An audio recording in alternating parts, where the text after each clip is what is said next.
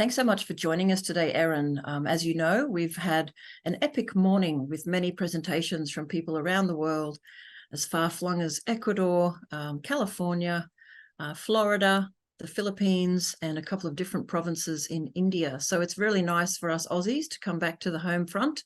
And I'm delighted to introduce you, Erin, and I'm sure that you will speak about your work, and I'll just hand over to you now. So thank you. Thank you so much, Mish. I am so looking forward to catching up with the recordings of the rest of the session. I will tell you a little bit about what has prevented me from joining you for the rest of the day in a moment, but I'm going to start by acknowledging where I'm coming from. So I'm speaking today on the lands of the Birrarung people. So behind me, hopefully you can see this, is the beautiful Birrarung River. So we are here on the banks of the Birrarung to talk about the Birrarung as, so far, Australia's only river to be recognised in settler law as a living entity. Before I do that, I'm going to pay my respects to Wurundjeri people and their elders past and present. I acknowledge that they have never ceded their rights to care for and love and look after this beautiful country. This is a really important place to begin, not only because we're about to talk about the river and our relationship with it, but also to acknowledge the enduring sovereignty of traditional owners everywhere in Australia. Australia does not have a treaty with Indigenous peoples, although I'm hoping that will change in the coming years in Victoria. Their sovereignty remains. It is unceded. Every single place in Australia is a legally pluralist place, a site of many laws, because the laws of Indigenous peoples, the people of place, the people have been of this place for millennia, remain here. So behind me is the beautiful Birrarung. The Birrarung is known as the Yarra River. It runs through the heart of Melbourne. It runs from the mountains to the far east of Melbourne. It's about 240 kilometres long. It supplies 70% of Melbourne's drinking water. This is a river that has been pretty much almost loved to death. Melbourne relies on it for a lot. So the drinking water, obviously. It's also been operated as effectively a drain. So one of the big challenges for this river as populations have increased, a couple of things have happened. Firstly, there was a lot of basically raw sewage flowing into the river. Before sewage lines extended out through Melbourne, a lot of sewage tanks would overflow and raw sewage would end up in the river. That started to be cleaned up, but the trade-off has been the increase in stormwater. So Melbourne is a very densely populated city. It has a lot of roads. It has a lot of houses and hard roofs and hard surfaces. So two things happen now when it rains. One, we get far more rain entering the river catchment much more quickly, much more quickly. So we get these flash floods that do tremendous damage to the Birrarung. And when all that water rushes in, it also brings with it pollutants. So chemicals run off roads, polystyrene runs off building sites, all sorts of things end up in this beautiful river behind me. So it is a river that is not safe to engage with intimately in most of its lower reaches. It's a river that we love, but it is a river that is quite sick. And this sickness has been caused by the settler colonial processes. Since British invasion, people have been moved off this land. Wurundjeri were shunted off the land was stolen, and the authority to care for the river was stolen as well. So in 2017, this started to change with the passage of the Willip-Gin Birrarung Moron Act. In English, the name of the act is the Yarra River Protection Act. In Woiwurrung, Willip-Gin Birrarung Moron translates to keep the Birrarung alive. So I find it really interesting to start here with the different phrasings. Yarra River Protection is a descriptive phrase, right? It's something saying this is kind of what the act is about, or what the act might be hoping that you do. But keep the Birrarung alive is an imperative. It is a call to action to every single person living along and who loves this river to keep it alive. This legislation also recognised the river as a living entity. And as I said, this was the first time in Australia that any settler state parliament had recognised any river as a living entity. It is not the first time in law, of course, because traditional owners throughout Australia recognise their rivers and their waterways as living entities, as ancestral beings with a right to life. So the Birrarung is not unique from a traditional owner perspective in terms of its living status, but it is unique in the settler state. So this is a really exciting example of how the law is starting to change from the settler state perspective. So in 2017, the legislation was passed. This recognised the river as a single living integrated natural entity. And I'm just going to, if I can make this work on my screen, read to you the preamble of this legislation because it's really, really beautiful. The preamble begins in English. These are the words of the settler state. The Yarra River is of great importance to Melbourne and Victoria. It is the intention of Parliament that the Yarra River is kept alive and healthy. So that's pretty profound right there. The intention of Parliament is to keep the river alive. So the intention of Parliament is that the river is kept alive and healthy for the benefit of future generations. This Act recognises the intrinsic connection of the traditional owners to the Yarra River and its country, and further recognises them as custodians of the land and waterway, which they call Birrarung. And then we move into Woiwurrung language, which I will not read to you, but I encourage you all to Google Wurundjeri Woiwurrung and Parliament and the passage of the river, because there's a wonderful video of Wurundjeri Woiwurrung speaking on the floor of Parliament in which they speak to this preamble, and you can hear them say it in Woiwurrung.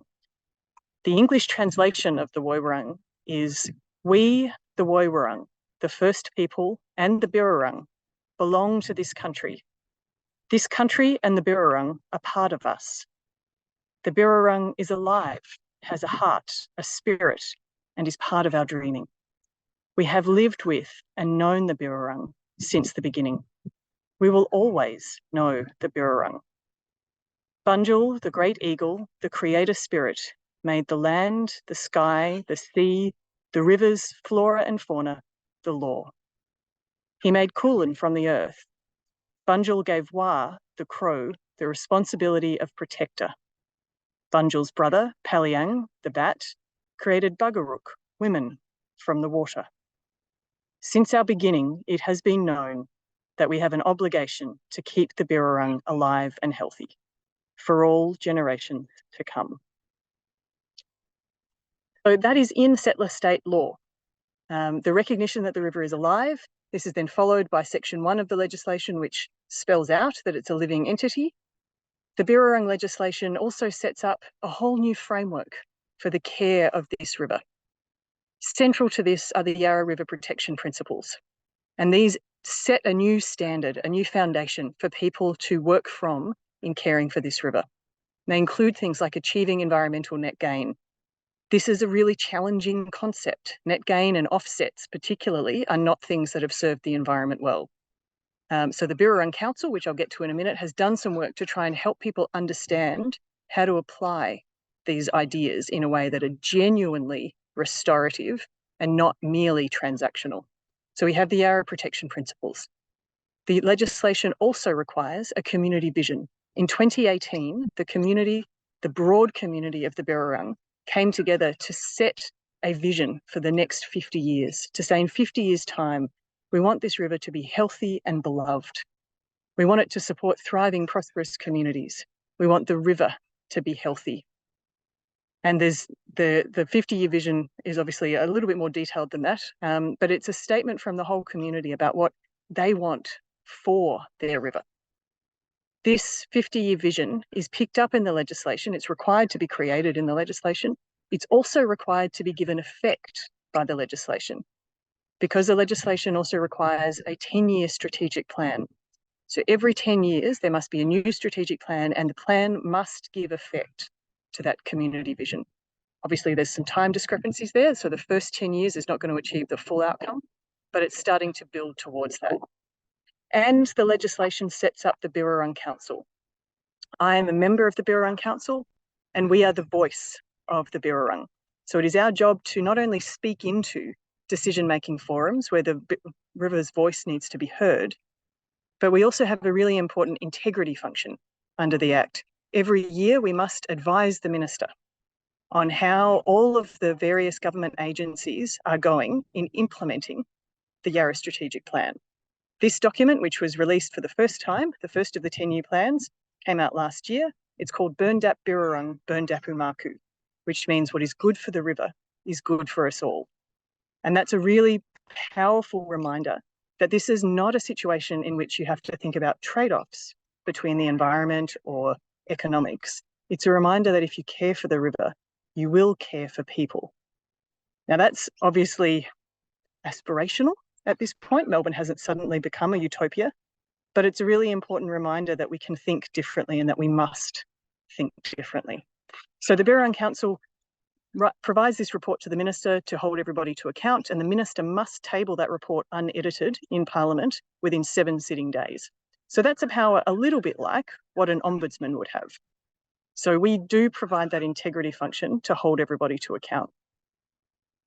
As we have understood how to be a voice for the river, we've also started to think about what is this role that we are filling, and how do we do it genuinely and carefully and in a way that is giving effect to the river's agency.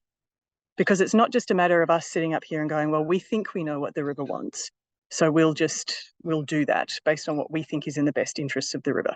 That's quite a paternalistic way of thinking about it. So for us, the river has always been with people.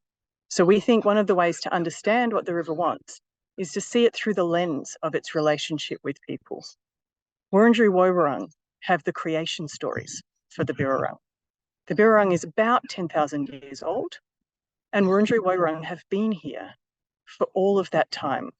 The river has never been alone. It has always been with people.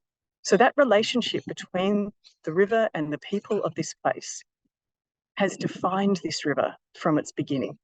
It's never been alone.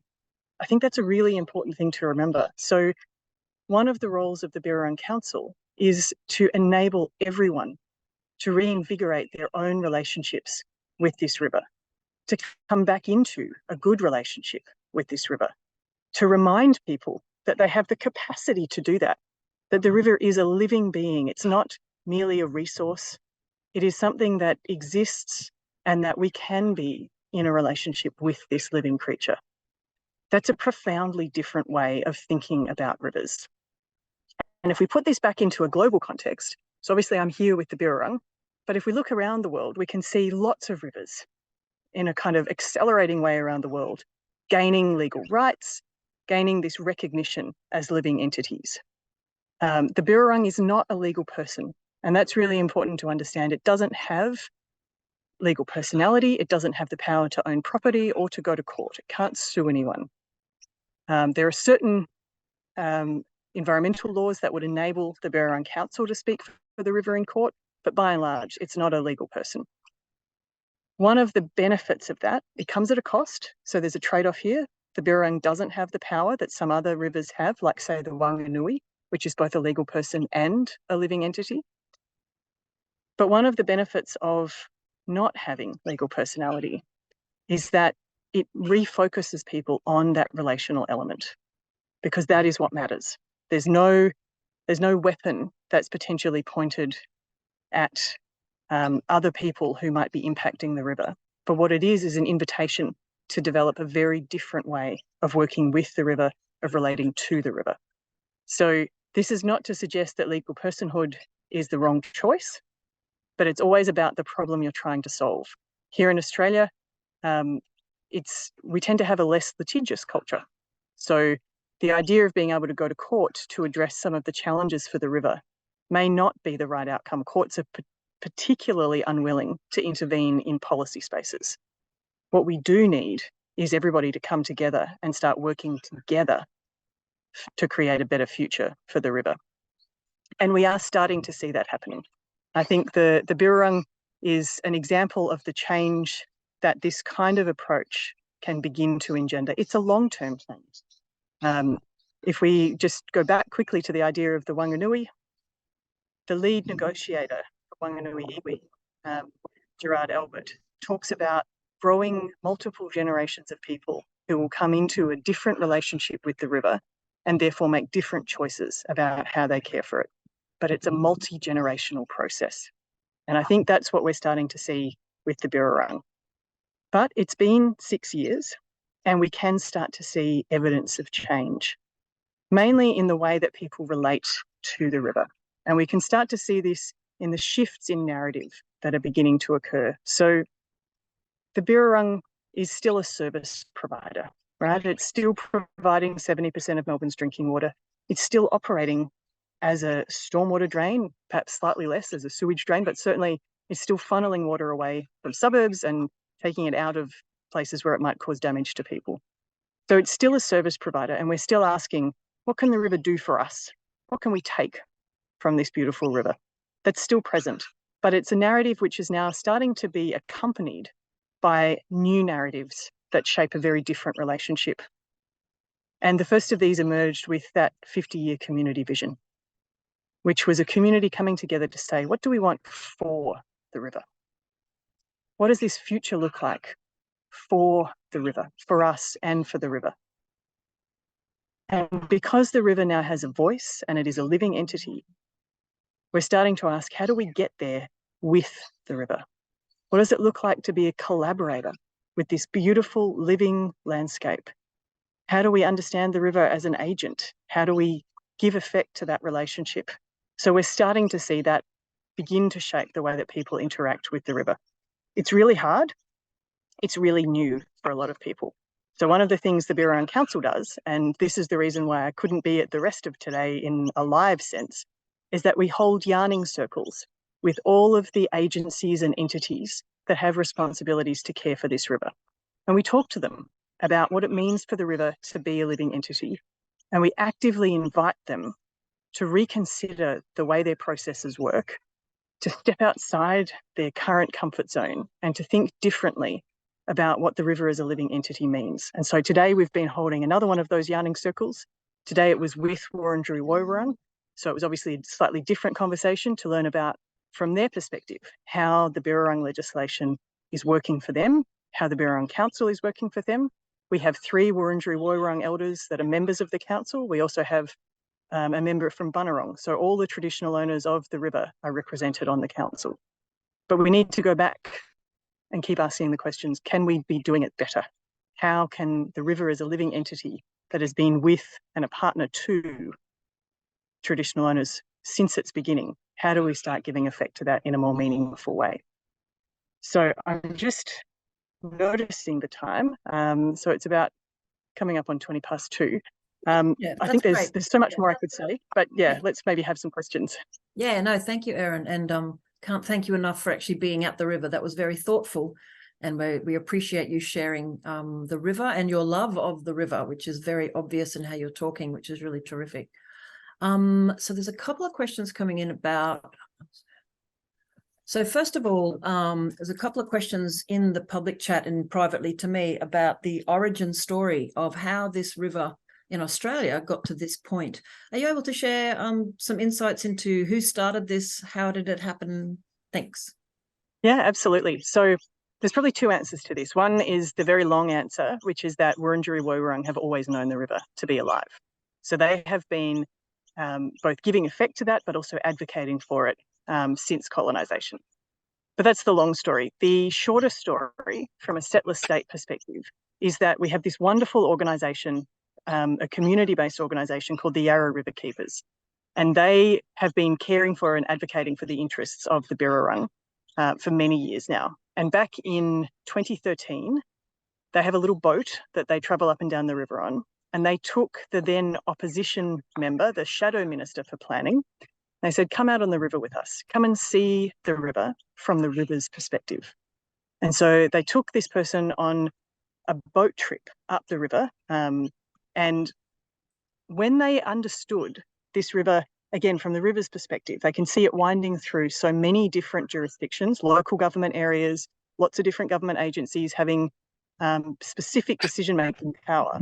But what became really apparent to that MP was that you needed a holistic framework for caring for the Birrarung, a way to bring all of these different groups together.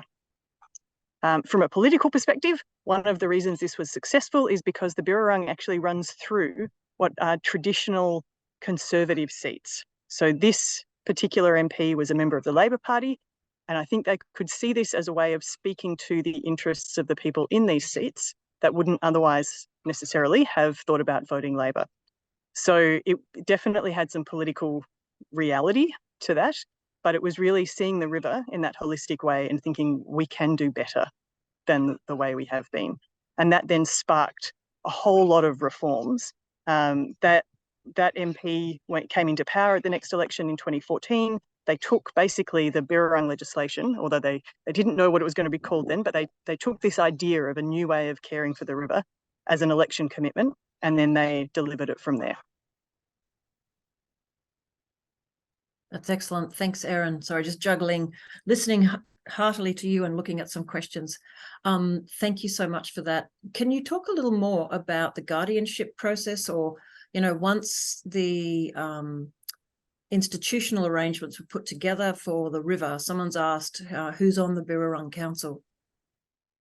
So the Birrarung Council has 12 members. The legislation requires that we have at least 2 traditional owners, which is really the bare minimum. Wurundjeri Woiwurrung have an internal governance arrangement that means that their 3 main families need to be represented on everything that Wurundjeri Woiwurrung are represented on, because that's their internal governance arrangement. So that's one of the reasons we have 3 Wurundjeri Woiwurrung elders. There was a recent boundary determination, which is still contested, but anyway, we'll just park that issue for now. And the recency of that is also why it's taken us a little while to get a Birrarung representative on the council. The other members of the council are appointed based on various skill sets and community representativeness. So we try and have people who are from we think about it as 4 reaches of the river. The upper catchment is a closed catchment. That's the drinking water supply area. Then you move into a farmland area. So there's a lot of orchards and vineyards. So if anybody's been to Naarm and gone to the Yarra Valley on a wine tasting tour, that's in the upper catchment of the Yarra. And then, of course, you move down into the 2 suburban reaches. So again, trying to get voices from all of those communities and trying to bring particular skill sets. So landscape architecture, landscape planning, aquatic ecology. I think we've seen the benefit of having someone who can understand the legal rights of rivers. So that would be me. There's a skills-based appointment process, and the minister makes that determination. And we will be getting some new council members. Some people are retiring, and we'll have new council members appointed in the end of October. Thank you. 2 more questions about the council. The role of the council itself. What power does it have? You made an interesting comment. You said that it's not a weapon. That's an interesting perception on what legal rights can do for nature. So what are the tools of the trade that the council has to protect the river or speak for the river, in addition to the educational aspects you mentioned? Yeah, so I think I want to be really clear. Sometimes we need a weapon, right? Sometimes nature needs the ability to fight back on the playing field that has been designed by other people, usually by the settler state. So sometimes that's crucial. And where it is, you absolutely need those legal rights. There's no 2 ways about that. But I think it's about being clear about which problem you're trying to solve and recognizing that some people will see those rights, and they do. It's one of the reasons why rights of nature gets challenged in a lot of places like the US. People who are contributing to impacting the environment will feel like it is a weapon pointed at them. It's not a reason not to do it, but it's a genuine backlash that happens. So the Birrarung Council is not a great model in terms of the powers that we have, because we don't actually have a lot. We have that integrity function, so we hold people to account, but we mainly do that through the power of sunshine, right? The ability to expose the way that decisions are being made and make that process very public. So we bring a transparency element into that. We are an advocate under the legislation, so we must advocate for the interests of the river. So we do that as well. And we try, and one of the things that we're doing with that advocacy role is really pushing all of those settler state agencies. So we've got lots of local councils, we've got lots of government departments and water authorities to think differently, to really engage with what this legislation is saying and the very different approach that it embodies to caring for this living river. So many of those organisations still see the river as either a resource, so we've got water authorities, or it's a boundary. So the river is often a boundary between local governments. So they see it in that kind of line on a map sense. We're starting to try, we're really not starting, but we're really pushing this line that the river is a living entity and that every single agency that has responsibility for caring for it must articulate their current relationship with the river and what kind of a relationship they think they should have. And then how do we get there to that? That's great. And that feeds on to my next question. You mentioned that there has been, there's a powerful culture change work going on in terms of people rethinking how they connect with the river. Even using the word relationship is, as you and I know, not naturally the language you use in environmental law or property law. So can you give us a couple of examples of, I'm not talking major decisions, but where it's obvious people are starting to think differently about their connection to the place? So one at a very small scale, and this is it's a beautiful but also slightly heartbreaking story as well, because metaphors often cut both ways. One of the local governments has decided to start having a seat at the table for the Birrarung. So recognising that the river is alive, that it has an agency, that they are in a relationship with it, and that the river will have opinions as well as be impacted by the decisions that they're making. So they create a seat at the table in their planning meetings, in their presentations, that is for the Birrarung. Now, one of the challenges that the Birrarung Council has is that we are 12 people, we have 1.5 staff members, we have almost no budget. So this is, it's an exciting and transformative new thing, except it's also very under-resourced, of course. So we can't be part of all of those conversations. And so this is the little heartbreaking bit about it, is that when they do that, the chair is empty. So the Birrarung is present in spirit, but it's also a reminder that the voice of the river is actually really hard to hear. So changes are starting to happen, but it's a slow thing. One of the other examples that I'll give you, and I'm just sort of de-identifying a little bit, one of the agencies that we brought in for a yarning circle. So most of them really struggle with what is a living entity, and they tell us a bit about their environmental protection. We're like, it's just not really getting the living entity concept. But one of them could sit there and go, we have a complex relationship. We take a lot from the river, but we are also the agency that is the most intimate with the river. We actually spend a lot of time with the river. Our staff are actually engaging. They touch the river, which many people don't, because it's actually not safe to touch the river down here. It's too polluted. So they could see that complexity, and that was their phrasing. We have a complex relationship, and we need to find a way to honour that complexity and think about what we want to do differently. And so that for me was really encouraging. It absolutely is. Yeah. Yeah. No, good on you. Complexity is not a reason not to change. At least they said the R word and recognised the relationship. Normally the R word is, it's a resource. We need this from it. Yeah. We had a fantastic event actually as part of, there's a Birrarung River Fest going on right now. Oh, right. And it's the inaugural Birrarung River Fest run by the Yarra Riverkeepers Association. And I spoke at an event on Monday, and one of the audience members, her takeaway message was that it's a relationship, not a resource. I'm like, I want that on a T-shirt. I think it's a bumper stick for sure. Yeah, absolutely. And it actually makes me wonder, because as you know, Erin, the work we do in AELA moves between so-called Western disciplines from law and governance right through to deep ecology and basically the way we feel about places. I wonder if in the future there will be opportunities to engage some of your stakeholders into what others would call deep ecology processes, like a council of all beings, so that empty chair would actually have their own staff and their own people in it who can at least say, you know what, if I was the river, I really wouldn't want that to happen to me.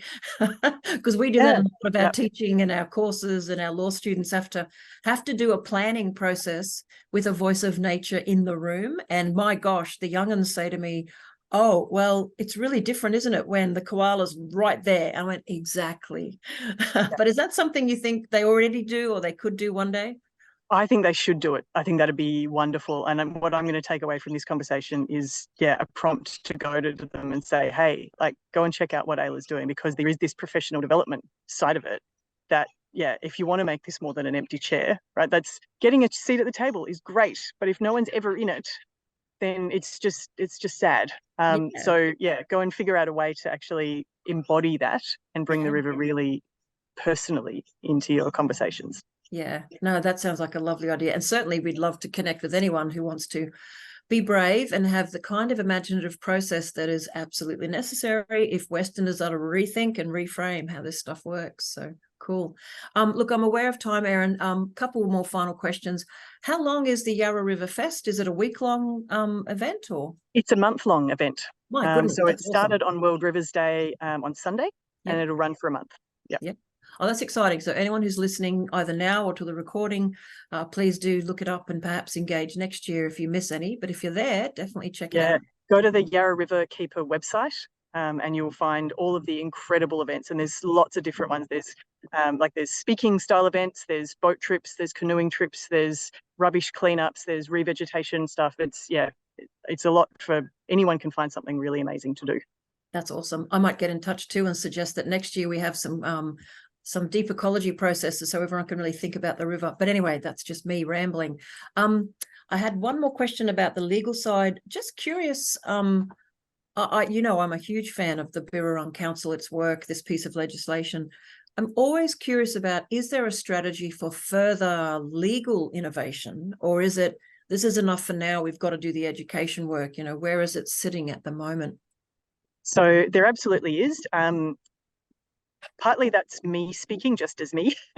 So as a legal researcher, I am looking at the ways the legislation falls short. One of the big ways is that this is the Willipgin Birrarung Moron Act, although it is about a river, is fundamentally a piece of land use planning legislation.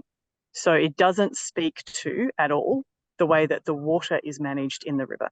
The Birrarung, like every single other river around the world, with the exception of the Rio Akepi in Ecuador, does not have any formal settler law recognised rights to water. So, and we don't even have any connections. There's no bridge between the Birrarung legislation and the Water Act, for instance. So that's my agenda, is to think about how do we bridge that gap. There is a real opportunity coming up because the Victorian government, being quite enamoured of what's happened with the Birrarung, has committed to passing legislation that will recognise all rivers as living entities around Victoria. So what that legislation looks like, we're not entirely sure. That should come out next year. But one of the things that I'm pushing for in my conversations with the department is to say, we've got to provide these hooks, even if it's just the old standard of must have regard for or must consider the river as a living being. Hook it in, like build those bridges so that people can't be making decisions about the way that water is managed, the way that catchments are managed, without recognising the living status of the waterway. That sounds excellent. And for those who are not familiar, Erin has written a great deal about these issues, and particularly more recently articles about how even in other places with the Whanganui River and such, there's a big difference between how people are caring for, think about it this way, the water inside the river and the riverbed and the trees around the river. For many of us who are probably deep ecologists by birth, that seems pretty crazy, but the Western legal system is very good at analysing and breaking apart. It, in fact, doesn't break apart. It just sees things in these tiny little sections.